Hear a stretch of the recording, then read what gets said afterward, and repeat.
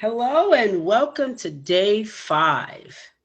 This is our last session, and we're going to do some recap on what we've learned. And I think I would want to start out with, um, talking about, how your inner child became wounded in the first place. So just going to do that a little bit, and then we're going to go into um, anyone that like to share, maybe up to 3 people that like to share any victories that they've had, any accomplishments, actions that they've taken, and then we'll just wrap it up and um, wish well for everyone. So, as we get started today, we are going to talk about how your inner child became wounded in the first place. There are a range of possibilities, and we all know that. But I'm going to explore 2 potential categories that is called major trauma and micro trauma. So, major trauma, as you know, is emotional, verbal, physical, or sexual neglect, right? We know that. It's actual or emotional abandonment by one or both of the parents. It's intense or persistent bullying. It's childhood illness, and any other major circumstance that caused you to distress yourself during your childhood. Okay. It's made like something major that, divorce is major. You're having to visit 2 different homes, seeing the breakup, fighting is, seeing all of that is major for you. Now, what's micro trauma is less intense forms of bullying or rejection. Sorry, um, the parents' divorce, right? It's micro trauma.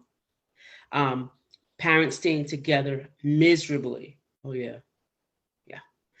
Moving around a lot. Yeah, that's another one. Just moving around a lot, and you often wonder why you don't stay at the same job because you move around a lot.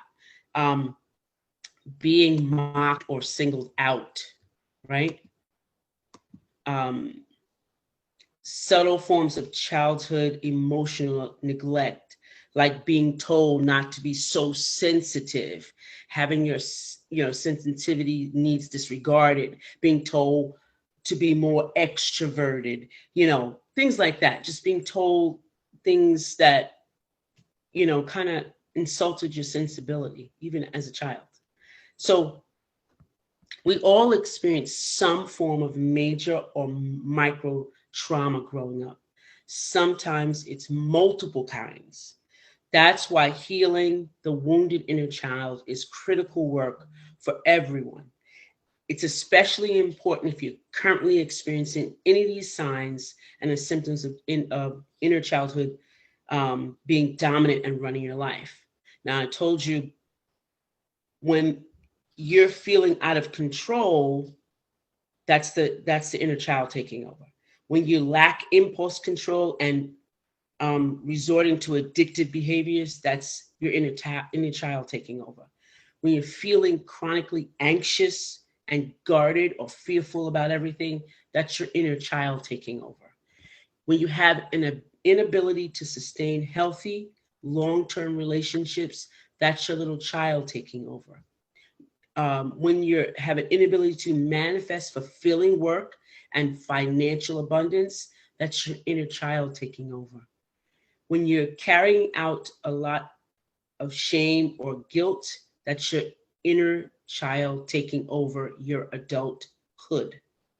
So once you identify that your inner child is running at least some part of your life, you can begin to work on it. So one of the exercises we did the other day is to pinpoint where these things are and, find out if this is playing out in your life.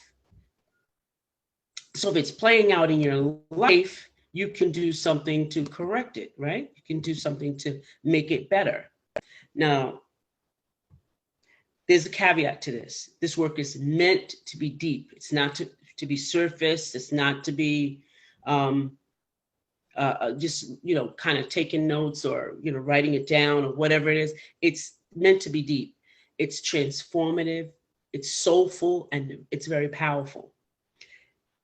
And if some of us or some of you need some ongoing help, of course, you know, if you have your therapist, you can work the same, you know, use the same tools that I've given you with them, or you can work with someone like myself to kind of approach it in a healing and position, and actually help you move forward in action and help you have actionable steps, you know, give you a strategic plan to get there. So I wanted to talk about something I didn't speak to you all about before, and it's called unblending. So um, it's the part of you that kind of separates you from what's going, you know, you, the real you. Okay. The first thing about unblending is it's you know it's separating, but it's finding your real you, the you who is wise, all knowing, and aligned from your inner child. It's separating the both of you, knowing where you as an adult start and where the child, you know, ends. It's important to take this step because you want to do this work from an emotional, mature, healthy, solid place. So to unblend these two aspects of yourself, to visualize your inner child and do some intentional questioning, asking the inner child, what do you look like? What are you feeling? What are your childhood memories?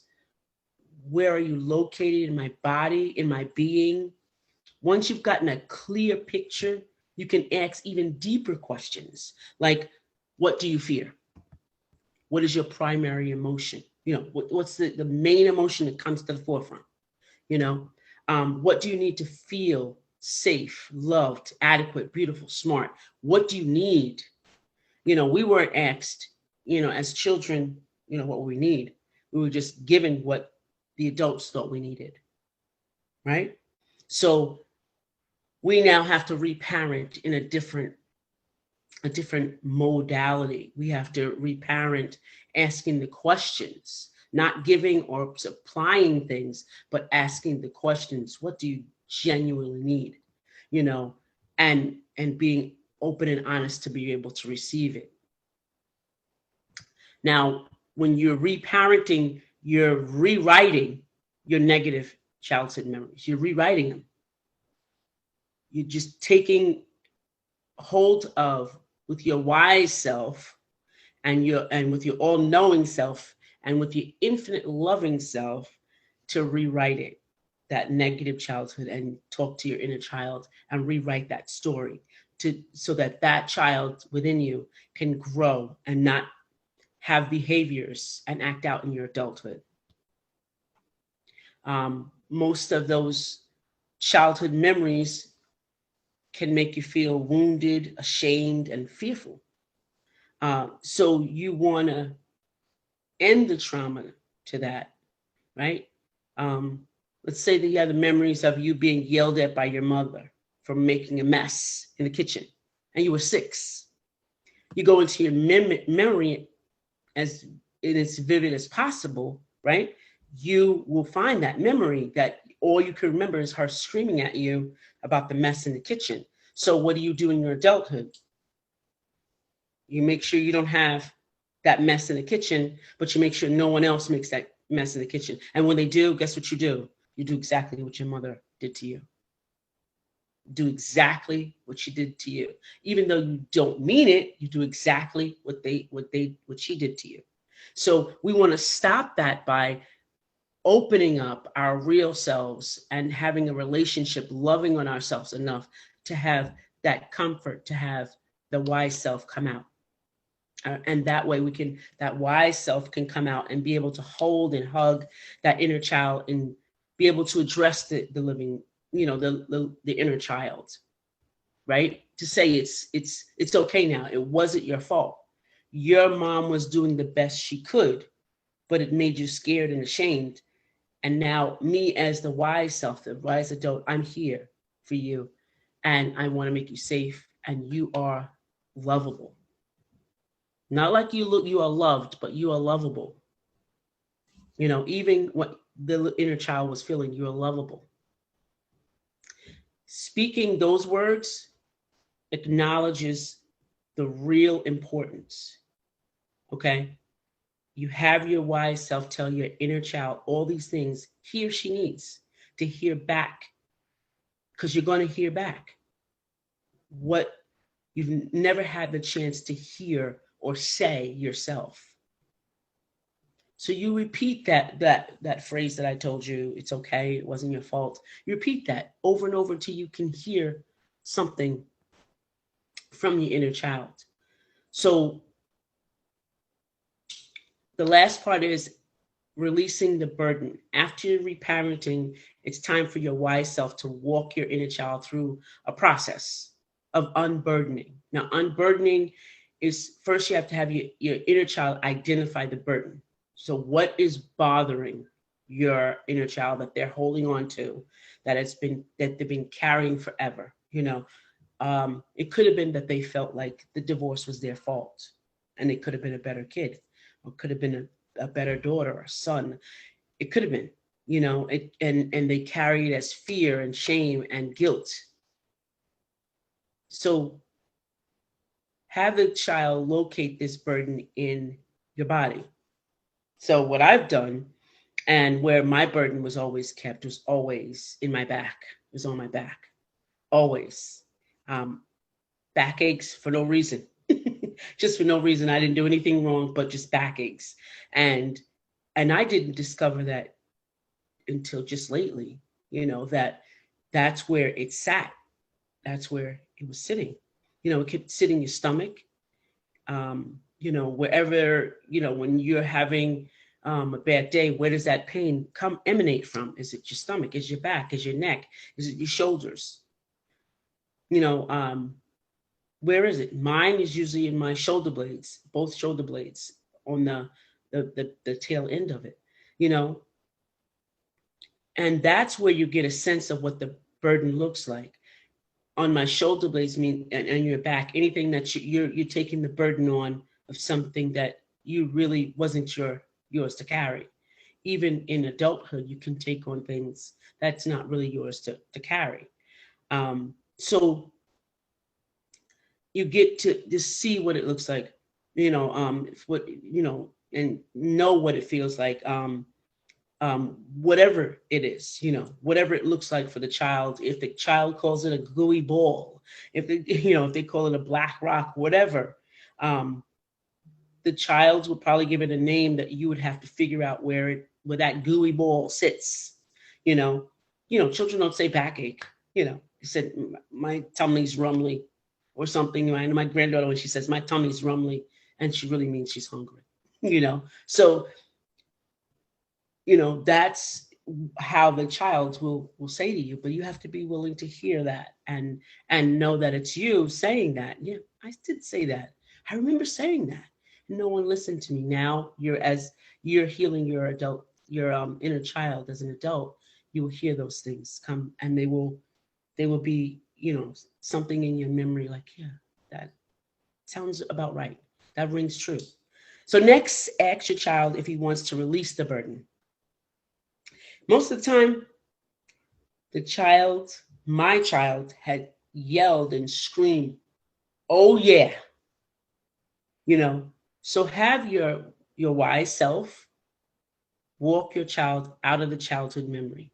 So whatever is going on, just like I said, the child is hearing the parents fight and they're feeling, this is my fault. This is my fault. This is my fault. You know, I had the imagery of just taking myself by the hand, just putting my hand out and letting my child grab my hand and walking on somewhere I like to walk. So I would switch that bad memory to walking on the water, on the seaside or something. So I would switch that to that, or I would go to the waterfront to do some of that shadow work. I would do a lot of that there, so that I could take my child out of that memory, whenever I was, going through that or actually working on it.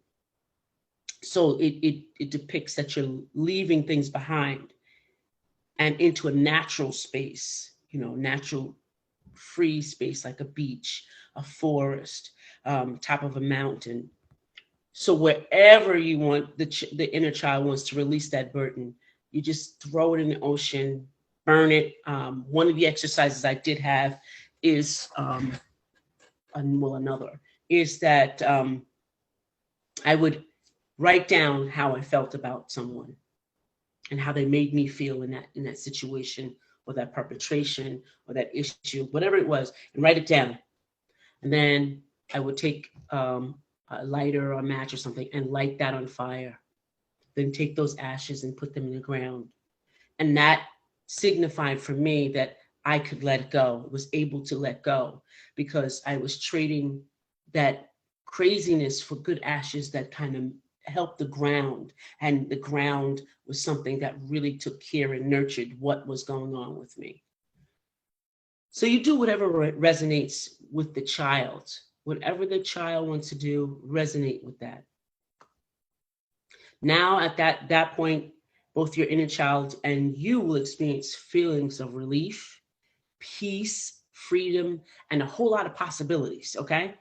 However, don't be surprised if you feel some sense of grief, sadness, or loss, because you've held on to these feelings for so long. Don't be surprised if that happens. And that's okay. Okay. You probably haven't allowed yourself to really feel these emotions for a while. So just let them come up and pass through you. That's it. Come up and pass through. They're not supposed to stay. Okay. Remember that. Okay. So now here's the fun part. Okay. At this point of the healing journey, it's time to start scheduling regular playtimes with your inner child. Yeah. Okay. So you cultivate positive aspects like creativity, spontaneity, joy, excitement, eagerness, and magic. I had to create magic back into my life. You have eagerly connected, regularly connected with your inner child now. So now it's going to be mutually beneficial.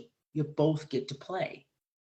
So during these play sessions, ask your child, how can we play today? Really? And how can we be creative today? Am I going to draw today? Am I going to write today? What are we doing?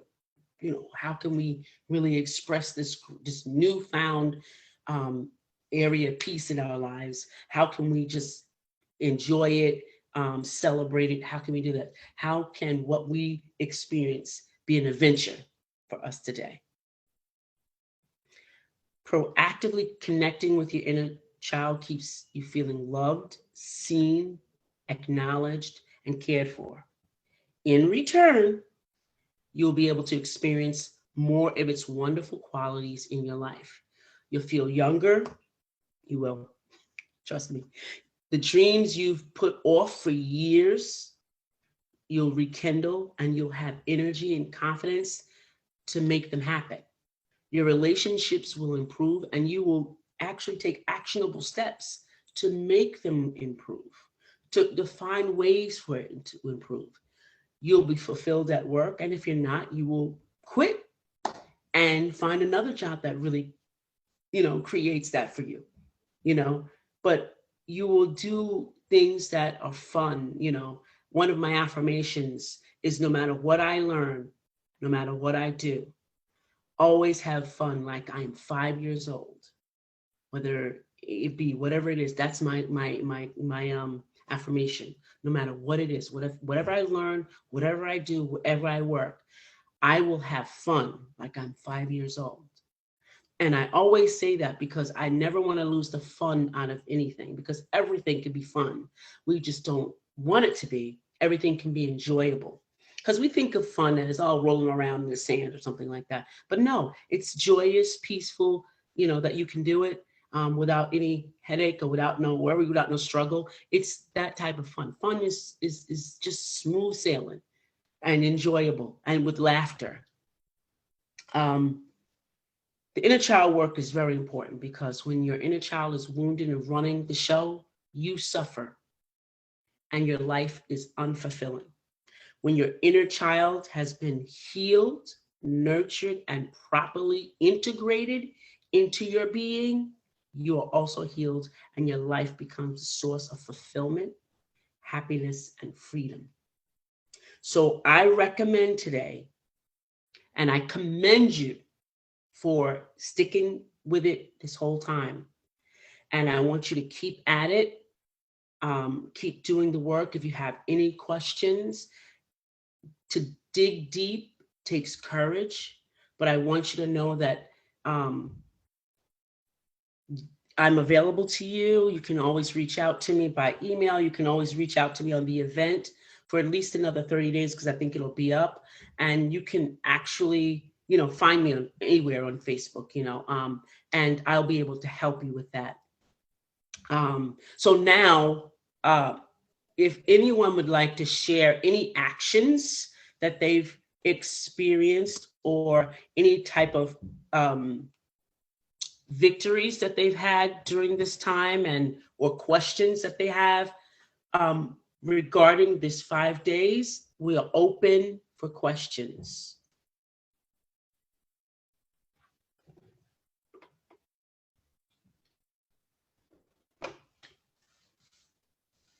You can unmute yourself. Yeah, this is I was going to say Scholar Brown. That's my name in my school. Thelma, Yes. I needed to. Is the replay going to be available? Because I know yesterday I came in kind of pretty late. Are all these going to be on a replay, or you said you downloaded them on something, but I never could find what you were talking about. On the event.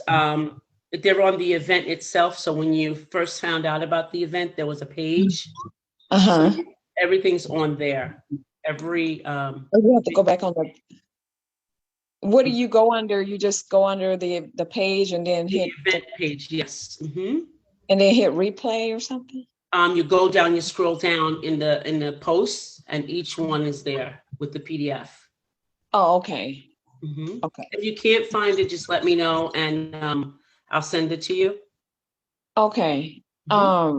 But yeah, I wanted to say, I found a picture of myself when I was about 5, and so when you've been talking about the little girl and I've been picturing her. I mean, like I actually found a real picture. Great. And I looked so sad. I was very sad looking. And then I saw my sister in the picture too. She was also about maybe a year younger than me. And there were 2 other girls.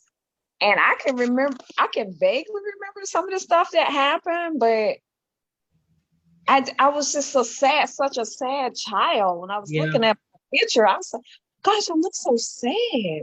Yeah.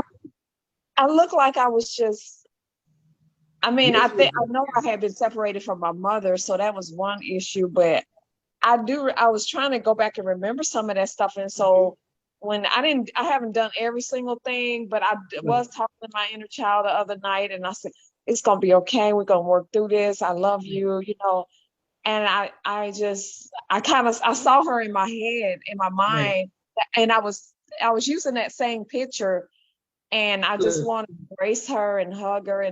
But I was raised in the church and everything. We wasn't taught none of this, we would just get over it, and I could see this work like in my siblings, because I can see them. Some of my siblings, they're still walking out in their childhood, like they're like stuck at a childhood state. Like especially one of my younger sisters, and she even still has the voice of a child. She's 50-some years old. Mm-hmm. And so I definitely want to go back and really dig deep, like you said, and because it has been affecting my money, my finances, my job situations, my relationships, and people look at me and it's like, oh, you ain't with nobody, and some of it is because of fear, because none of our relationships have worked. And I was like, I'm so tired of, and I'm just kind of taking a break from relationships right now because I need to do some inner self work. Yeah. That's right. And that's good. That's good work you did already. That's really good work to Mhm. even locate a picture. That's Yeah, really I mean, you are seeking out to find out what you look like because when we traumatize, we seldom see ourselves. We seldom remember what we look like. I yeah, mean, you can even look back and say, "Wow, I can't even remember what I look like." You can't yeah. even remember your body shape. It's like it's when you traumatize, everything is off. Everything's Right, off. You know, right, but you can remember everybody what they were looking like, but you can't remember yourself right. because And trauma yeah, has entered your into that. Trauma has entered into that. right. Okay. Very good work. Very good work. Okay. Very good. Thank you. You're welcome. Anyone else?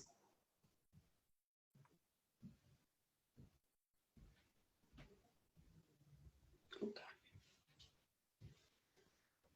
All right. No other questions? All right. Well, I did give you another free PDF on the messenger. So if you're on the messenger, I uploaded a free PDF for you on forgiveness because that's part of the work too as well. It's forgiving yourself enough to kind of move forward with this. And I really do it. Thank you all for participating. If there's anything that you need to help with, I'm available. You can look me up on, like I said, on Facebook, on Instagram, on Twitter. I'm Edna White. I'm also on LinkedIn. And if you need my information to kind of contact me about anything, everyone that's part of this program today that kind of stuck around will get a free 30-day email program from me to work on any of this that you want to. That means you can actually, oh, Carrie's raising a hand. Okay. Sorry, Carrie. That means you can actually email me at any time, Monday through Friday, and you would be able to work a coaching program with me through the email. So you all are welcome to have that. Now, at this time, I'm going to let Carrie speak. Go ahead, Carrie. You can unmute yourself. Sorry. Hi. Thank Hi. you very much. So, like, the first few days, I was like traumatized, totally freaked. I was like trying to get a hold of my mama and everything. And I never got a hold of her, but I talked to my kid, and she's like, "Okay, mom, don't have your inner child call me." But what I did, what I did learn out of this was like I actually didn't traumatize my children, which is great. Yeah. Because like I had a child die when I was 19 and my daughter was 3. So Hmm. just doing this course and knowing that she's not traumatized from that is like Yeah. I accomplished something good somehow. Yeah. So I guess I just making sure that my child was stable and her needs were put above mine at all times. So that's it's taught me that. I've been sober for 212 days. Oh, I yeah. think Hmm. Congratulations. thank you. I think I'm pretty close to 7 months now. I haven't checked my calendar today, but I know I'm at 212 days, and Yeah. That's good. I've learned so much about myself. And just before I got on this course, I wrote down all my fears and my resentments, and Hmm. like if it was a frightening or a sexual need, or like if it was an innocent, if it if I was frightened, didn't consider it, and like what my part in it was and what I could have done instead, Yeah. or so some of those questions, it's like, well, if my parents got divorced at a young age, which they did, and like that stuff come out, and I didn't realize how much hurt and resentment and fears Hmm. I had towards, my stepmom. And, like I haven't literally, she's been in my life since I was 3 years old. I'm 41 now, and I've just started giving her a break in the last 200 days. Wow. I can, Wow. all she did was be there, you know, like she might not have been there 100% the way I wanted her Thought to she be should. there Yeah. as a child. Mm-hmm. So, you know, like I eventually down my road of sobriety, because I'm doing a 12-step program as well. Um, I do have to write letters and sit down and talk to these people. And it's not something I need to worry about right now. But Mm-hmm. this program just, you know, really helped me to get like really fine detail where I can sit down with my parents and say, look at, you know, this wasn't your fault as a child. This is how I felt. You know, Right.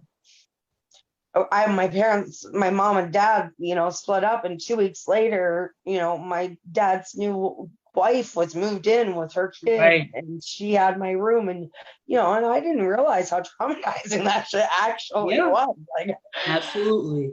and you know, and there's like this stupid little cabinet thing that was always mine. It's probably sitting somewhere in my dad's shed. You know, if I bring it up, he'll probably be like, "Here, you want it?" Like, that's not the fact that I want it, but it was something that was like mine. And then all of a Yeah. sudden, it wasn't anymore, and it always just sat there, like not as mine anymore.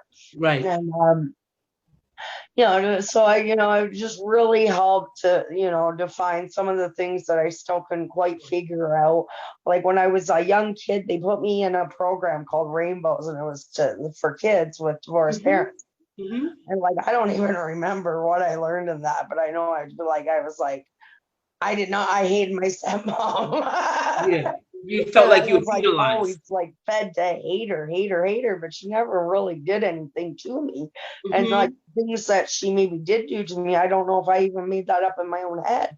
So, Right. you know, it was really good. So I really appreciate it. And, you know, it kind of had me a mess the last few days, but then yesterday was really good. But you've been going through it. The emotions came and then it moved through. So you were able to. That's the important thing is recognize the emotion and let the emotion move through, and that's important. That's No, really and important. I did have another question. Sure. I am on probation. I have 3 more appointments left, and my probation's like she's making me do trauma counseling, or she's going to breach me by the 26th of Hmm. October. So I don't know if that's something you'd be able to help me with, Sure. or Sure. Sure. okay, perfect. All right, Just thank connect you. with me. Just connect with me, and we'll work that out. Okay. No problem. Okay, perfect. All right. Thank you. Oh, you're welcome, Carrie. And congratulations again. You did great work. Great work. Thank Good. you. Okay. Elma, you're raising your hand again? Oh, Yeah, I'm Jackie? so sorry. I don't want to take up all the time, but I had one question on Sure. forgiveness. Like, I feel like I've forgiven people in my past, like, you know, that have did me wrong, but Hmm? should I go a step further and call them, or not? I don't have to call them, but write a letter, or should I? Okay. Should When you say forgive them, okay, if I bring their names up and start talking about it, how do you feel? I don't feel. I mean, I've done that myself, and I don't feel any hurt. Uh, I don't feel like I feel hurt, but it was just the memory. You know, I still Okay. remember it, but Yeah. But if it I think comes I'm more up, go I think ahead. I I can't was hear you. more not forgiving myself. Like I was more angry at myself for not speaking up. When I was younger and I was real angry, but I was more angry at not speaking up because I Okay. was only 6 or 5, or I didn't Okay. know. So what I do about forgiveness is really think of it as a chain, as a chain on, let's say if it's your arm. Like, so I have this here. I had this done in China, and this had to do with a lot of my trauma. So I had them Mhm, create handcuffs because that's how I felt. And the mhm. handcuffs are apart now, and they have a key here.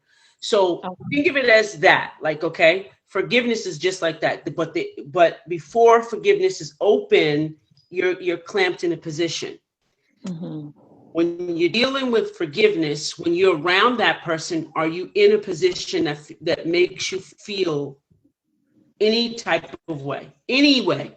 If the memory comes up, whatever, if you have that feeling, then you are still attached. And if you're saying I feel some type of way, you're still attached. You haven't forgiven them. What you're saying to them, you're just saying the words, but forgiveness has nothing. You're granting them the grace that God would give you if you were to do something. If you were to commit a trespass, you're granting them the grace. Not to say that they get away with it. Let's not say that, but that you're granting them the grace to separate the act and them. Does that make sense? Yeah. And then what you're doing now, you're granting not only them the grace, but you're now granting the grace on yourself that I didn't know any better, and I have to, and you release the chains from yourself from them. So what you're really doing is chaining the act. The act is in the middle, and so you're like this. You're clamped around it. The act made you like you are, and it didn't. So you have to take and break the chains from that. Okay. It doesn't mean that you forget. You don't ever forget you, but you put it in a perspective that you use it as a lesson. You use it as a tool to keep, living day by day. Okay, like if I haven't contacted somebody in a while, does that mean I haven't forgiven them? Like No, I said, it just means that you put a boundary up. yeah. I have a cousin that perpetrated me that I didn't even remember. And when I put the book out, I didn't even remember it. He calls me and he was tearful and everything. And he said, sorry, and I didn't even remember until he spoke. And then once he spoke, I was triggered and I started crying. And I said, how could I, forget this? How did I not remember? And he apologized and all of that. And I said, I finally got myself together to say, I forgive you, because not until this moment did I remember. And, but we never spoke again after that, so I don't choose to be around him. It's not something I choose to do or have any of my family members around him, but, I don't choose to, so it's a boundary. So it's fine. It's fine. But if you can tell your story without tearing up, without choking up, without getting, you've healed from it. You're using it as a tool. But if flashbacks, anything like that is happening to you, okay, there's more inner healing that you need to do. And it has nothing to do with them. Forgiveness has nothing to do with them. You've broken the chain. Now you have to break the chain in you. Now it's time for you to heal yourself and say, I forgive you. You got to talk to yourself and say, I forgive you. You didn't know any better. It's not your fault, Okay. Yeah, we're doing a reject. I'm in Bible college as well, and we're talking about the spirit of rejection. And that sometimes that goes along with abandonment, rejection and abandonment, and some of the other stuff that you end up doing. They go hand in hand. So it's some deep. This goes right along with that class, because like last week, I broke down, like I was talking about something, and I started breaking down about how I was beat and blamed for. You was talking about the kitchen. I was only 6. Why was I being blamed for the washing machine running over and getting hit in the head with pots and pans? I can remember this. And I broke down, and I was like, I didn't realize at that moment that maybe I haven't truly forgiven. No, it's not about the forgiving. I mean, you haven't forgiven yourself. Myself. And you haven't addressed it. You haven't acknowledged it. When a memory comes out, you've not acknowledged it. That's what happens. So now you can acknowledge it. It's there in your face. Now you can acknowledge it, and now you're going to take some actions to heal that. Okay, but in mine would be multiple things, not just that incident. Oh yeah, like I agree. Yeah, multiple stuff, but that just, it was multiple stuff because I was in foster care, and then I went to go live with my aunt when I was 15. I was even abused. There was some subtle abuse even there. Like you would think, it was some subtle rejection and abuse. Like This because someone takes you in and they're your relative doesn't Yeah, mean that sure. you, Like Absolutely. you don't Absolutely. go through stuff.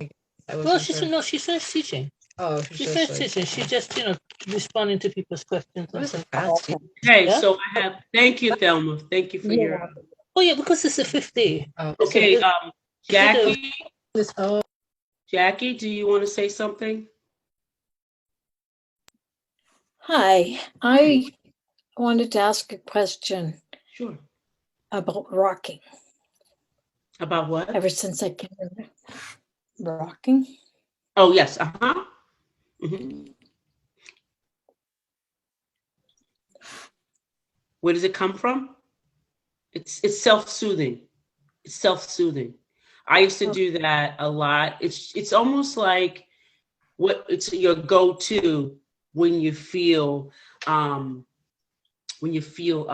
uneasy and you start to get anxious. So it's almost like the first thing you do when you get anxious. Like so when in school they taught us about like to tell what ticks you have. So your that rocking is a tick, that the first notation that you're feeling fear.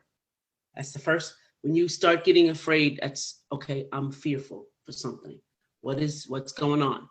So you have to start saying to yourself, soon as you take that first move, like I have a habit of standing up, and if I'm annoyed with something, like I want everybody to, like I'm with my mom, right? My mom's 82. And so she'll be at the store, so she'll take a long time, and she's at the cashier and she's having a problem with the cashier. So I want to hurry up and pay everything. So I'll start going like this. And then I'll catch myself. I have to calm down, be patient. It's not that serious. The moment I do that, I know that I'm getting annoyed. So those are it's your body's way of telling you something's going on. Stop and ask yourself what's going on and acknowledge it and take actions to stop it, to end it, or to heal from it.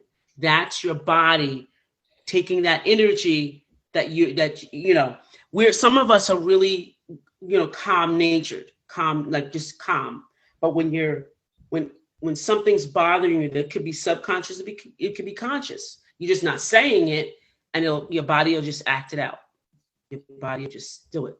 If I get nervous, I start picking my thumb, and I catch myself. What am I anxious about? It's all about acknowledging and then accepting that this is what I do. Now what do I do to move the action along or make or heal myself? Does that make sense? It does. How about when you talked about the back pain and your shoulder blades? Could it be kind of like that as well? Yes. Okay. So I have a son, and I think I talked to Lisa yesterday about that he's been in the justice system since he was 18, and he's going back and forth, back and forth, and he has always had issues with his father. So that his father kind of left their lives way back when he was like 5 or 6.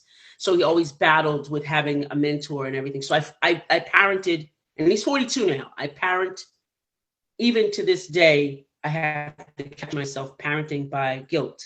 So now I'm learning within the last 4 years that I have to allow him to be himself. So when he's stressed about something, he'll call me, and then I'll try to solve the problem. The minute I do, it feels like a weight, and I'm not kidding you. My shoulder blades, they literally, like, I get spasms, and then I can't move. I can't walk. I can't do anything. And I realized that just recently, maybe 4 or 5 months ago, and I kept saying, what the heck is this? Because I always ask myself, what am I doing if something's happening in my body? And it's always, so you can always talk to your body. Body will tell you what's going on, what you're doing wrong. And then I realized I'm even trying to help with that. And then instead of me saying, no, this is what you could do, not what I could do. I don't need to do it for you. You need to do it for yourself. So I just realized that, just doing that. And my mom was sick, and then I automatically took it on myself to kind of do a lot of things. And immediately I'm back down again. So I have to really be conscious of saying and setting boundaries and saying, no, this is not I'm not really the one that's supposed to be carrying the burden for everyone else. And that's what my role was when I was in my dysfunctional family. I was the burden bearer. I was the one that became the nurturer for the family, because my mom wasn't a nurturer. So all my sisters and brothers, they all came to me, and they always lived with me, and all the solutions came from me, and I would take on their burdens. It was be me. So I had to unlearn all of that, and it took me years. I think I gave that up in 2013. I was like, and that's how long it was. My sisters in their 50s, and I had to kick one of my sisters out. I was like, I can't take care of you any longer. You got to find a man, all of that. Whatever you got to do, you got to do it. And I had to just like relent and say, now it's time for me to take care of myself and do for myself. So I do have the habit of taking on the burden because that was my role for so long, but I do recognize that I don't have to, and I take it off myself immediately. Does that make sense? It does. Okay.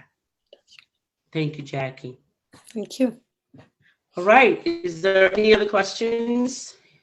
Sorry, I was wondering if because I also do Bible recovery, so I was wondering if I could read my step 1 passage to Thelma. Sure. Okay. I don't think if Thelma would be upset about it. So it's Romans 7, and it's Bible recovery, so it's a little bit different, worded a little bit different. Thank you. It's 15 to 24.